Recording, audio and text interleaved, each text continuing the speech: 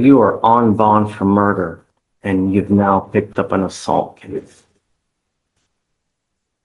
You're facing up to a year in jail and or a $4,000 fine. We're going to do probable cause. You have the right to remain silent. Anything you say can or will be used against you. Thank you, Your Honor. On April 27th, 2025, in Harris County, Texas, officers were dispatched to a disturbance/unknown weapon call. The complaining witness stated she is part of the nursing staff and that the defendant has been asked to leave on multiple occasions and refuses to do so. The complaining witness stated that the defendant was attempting to get her grandfather to sign over power of attorney to her, but the staff would not allow this due to the grandfather being diagnosed with dementia. The complaining witness stated that the defendant used force on the complaining witness to get her to leave the grandfather's room. The complaining witness states that the defendant put her hands on the complaining witness's face and pushed it back. The defendant was positively identified by the complaining witness and her Texas ID number. You say that there was any pain? She pushed in the face. This is an assault, right? There has to be some kind of injury or pain. She did state that she felt pain in the dim summary. Okay. Ms. Taylor, I'm going to find that there's sufficient probable cause to go forward with the case. Now, you're saying there's a bond violation in this case? Yes, Judge, it's in the. Michael, have you seen this? And how did you already get appointed to this case? Your Honor, I was appointed sometime very recently on this case. I received a text. I don't know what day it was, but I received It looks like it was the 29th, which was Tuesday. But how was he appointed a lawyer? I'm thinking when she was in the holdover. No. How is she, I mean, I don't understand. Well, regardless, I guess I'm glad that you're appointed because right now she's got bond violations. She was ordered by the magistrate. I wasn't aware of that, Judge. I'm sorry? I wasn't aware of a BVR in this case. I actually have another BVR today before the court. I know that, yeah, we got you. We'll deal with that one next, but you're on bond for murder. You were ordered by the magistrate to have a GPS monitor. You have violated those conditions. Unacceptable. I'm revoking your bond. She goes with you. No. Your Honor, if I may. Yeah. Your Honor, she just was released because I met her in the holdover earlier this week, and she could not have been out of jail more than a day, two at the most. Would the court allow her to leave right now to get the device? No. Did she not get the device? Judge, there was a conflict, that's why the DVR was submitted, felony, so the magistrate ordered bond conditions, but the curfew times were not aligning with the felony conditions. So what? I mean, you still have to abide by the conditions. I mean, what did they say the conditions were? I have the paper up right there. I'm not asking you to say anything, Ms. Taylor. The only thing I want is I want my city protected. You're on bond for this serious case, and now you picked up an assault. I mean, you were ordered to have certain conditions. You must abide by these conditions.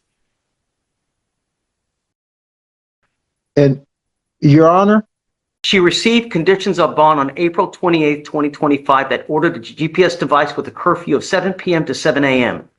On May 1st, she had an unapproved enter at 7:52 p.m. and then left again at 8:51 until basically 9 o'clock at night. Yes, Judge, and on the felony conditions, I'm looking at them right now, their curfew is from 12 a.m. to 6 a.m. So that's where it's conflicting. So the magistrate ordered from 7 p.m. to 7 a.m. and on felony, their curfew was 12 a.m. to 6 a.m. I mean, she still has to follow conditions, right? There may be conflicting, but you abide by the conditions and then you come to court and you ask to, do something or maybe make them align, but you just don't do whatever you want to do and think, okay, nothing's going to happen. You're on bond for 2 serious cases. Your Honor, if I may again. Sure. This is a brand new case. Could the court admonish her because the amount of time, I understand that. Michael, she's on bond for murder.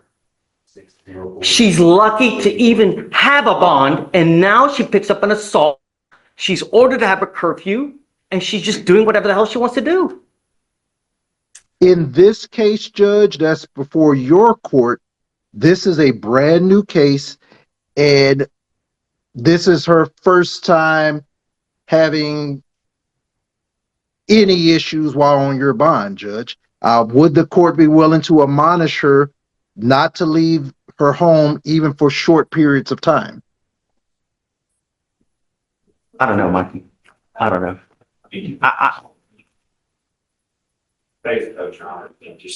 And my assumption is we're gonna reach out to Melanie. My assumption is there's a BDR call for that too, so I don't know what her comment with her looks like, but.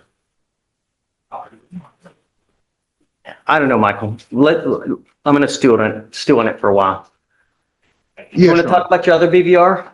Or wait, hold on a second. Sorry, let me just finish with the arraignments. Give me 2 seconds and then we're Honor. almost No done. problem, Judge. Good morning, Mr. Randolph. Good morning. So you're charged with assault, causing bodily injury. You're facing up to a year in jail and or a $4,000 fine. We're going to do probable cause. You have the right to remain silent. Anything you say can or will be used against you. You have the right to have an attorney present. If you cannot afford one, one will be appointed to you, sir. All right. The judge. Judge on.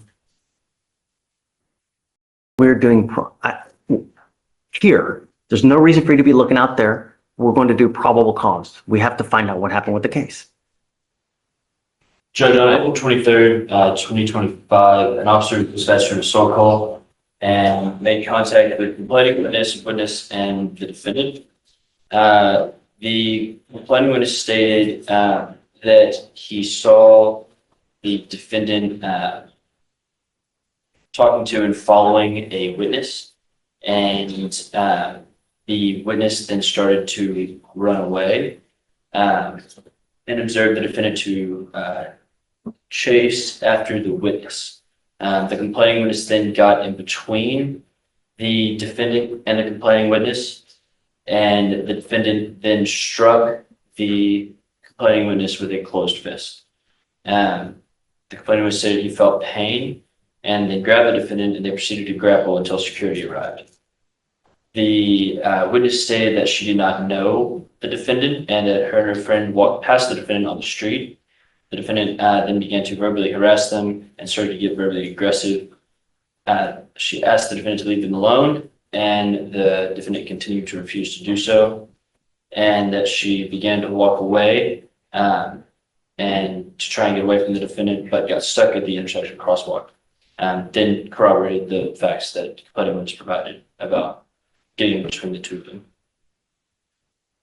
Mr. Randolph, I'm going to find that there's sufficient probable cause to go forward with the case.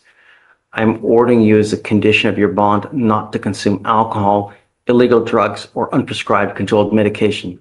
Do you understand?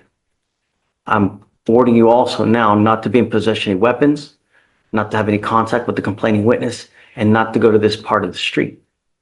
Do you understand? Yeah. Don't be a danger to my city, man. I'm not asking for much. I'm not in danger. I do never know these people, Your Honor. I was out. So, I need a public defender. I'll give you one. But I'm telling you now, Mr. Randolph, don't be a danger to my city. I was never in danger. Just I don't intend to be in danger either. All I want my streets safe. It was in danger to me, and that's why I'm showing up today. I'm going to protect my streets at all costs. You You understand? protect me from these kind of people. I'm going to have you go to Victoria, sign a reset. After that, I'm I going do to have need a public defending office, your judge or I already lawyer. told you I was going to give you one. Just really. I'm really scared for my life because I just did 4 years and I'm going through the same thing again in your courtroom when I did good and I'm going through all the facilities. There was never in a harm's way standing 100 feet away from these people or 200 feet. I was never 100 feet within there. Go. Exercise. And I'm the right running from to these stop. people. You're going to say something that hurts your case. Just stop. Yes, sir. I'm not asking you to say anything. I just want, I just want to also be safe in your community also.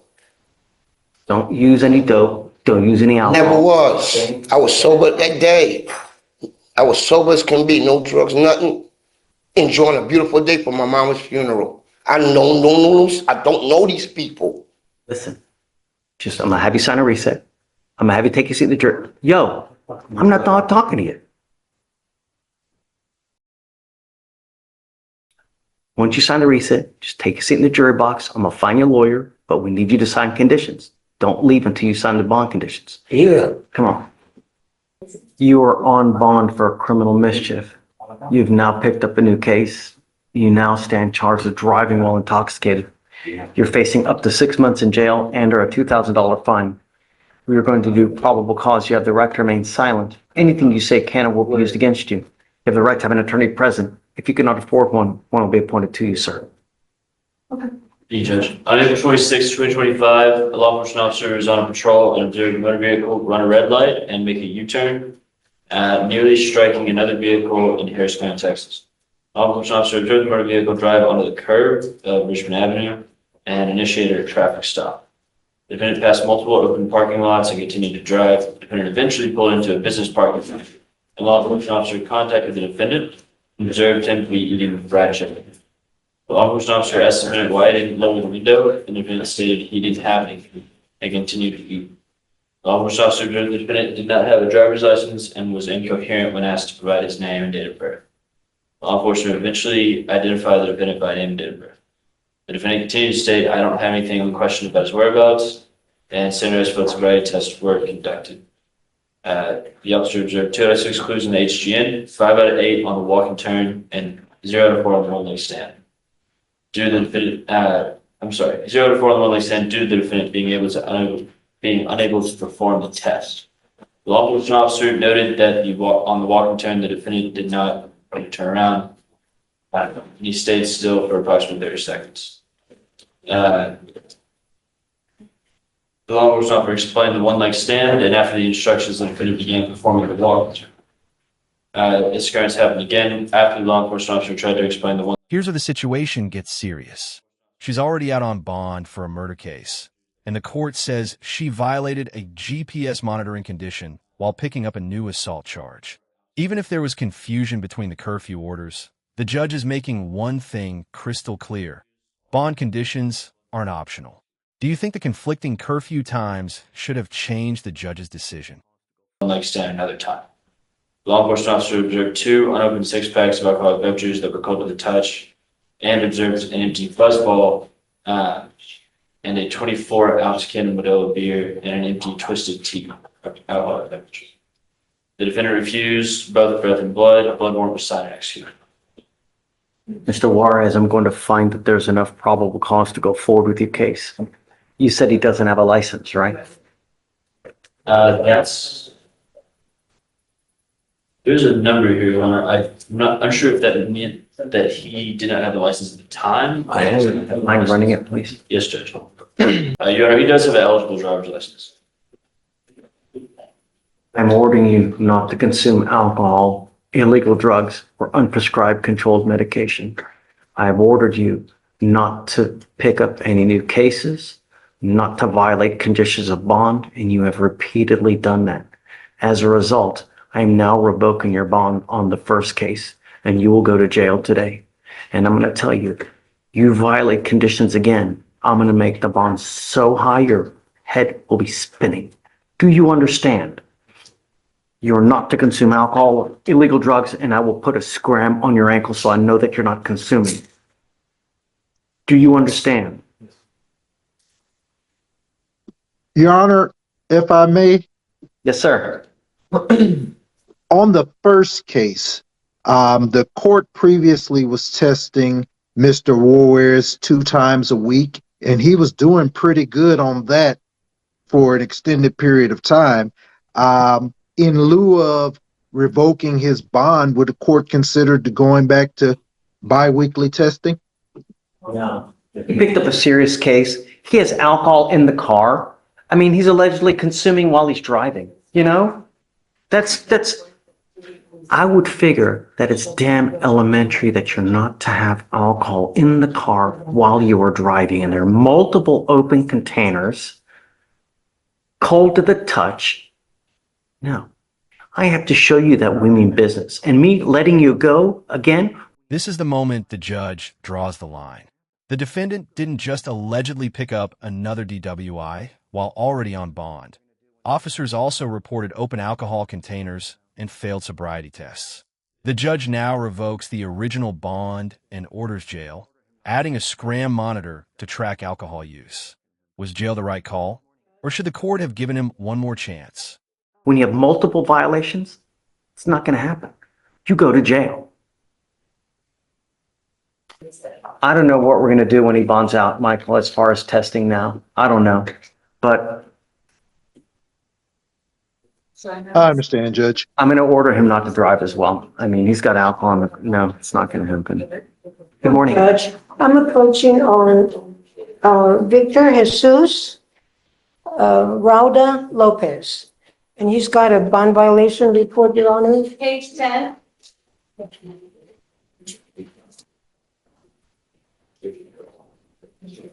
Is he here? He's here, Judge. He's in the jury box. Speak English? Yes, he does. Come up. Come up.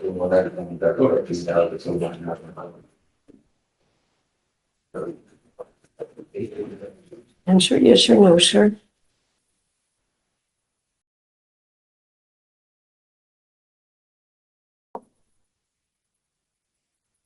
Did you get your GPS device? Oh, yeah. Okay. I'm revoking your bond. I ordered you to get a GPS device. You didn't get it. Okay. Goes with you. Sorry, Maria. All right. We're going to keep you.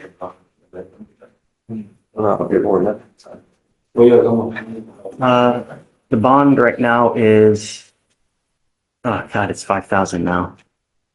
I already paid the half. 1,001. We'll just raise it to 1,001. 6,000. It's 5,000 now, Right. so I'll just do 6,001. Okay, Judge. 6,000. So if he bonds out, Yes, Judge.